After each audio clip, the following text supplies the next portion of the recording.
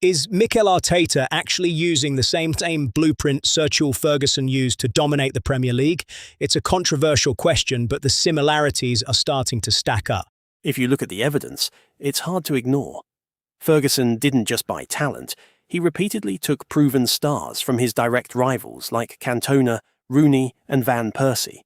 Right. United got stronger while their rivals lost their best quality. You're saying Arsenal's recent signings like Rice, Trossard, and Raya follow that exact same logic?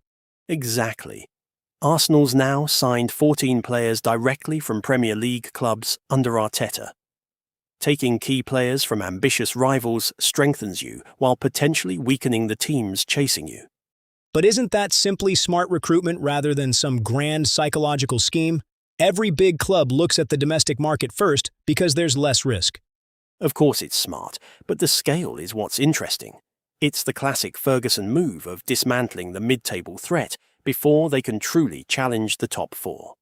I see the vision, but can he actually repeat that level of success? The league feels way more competitive now than it did in the 90s or early 2000s. That's where it gets difficult.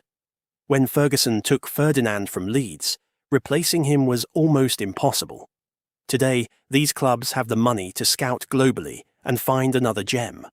So you're saying the Premier League is just too rich and global now for this weakening strategy to work long-term? You can't just bully the other clubs anymore. Exactly. Ferguson had a domestic supermarket where he was the biggest spender. Arteta is operating in a global marketplace where every team has a massive scouting department.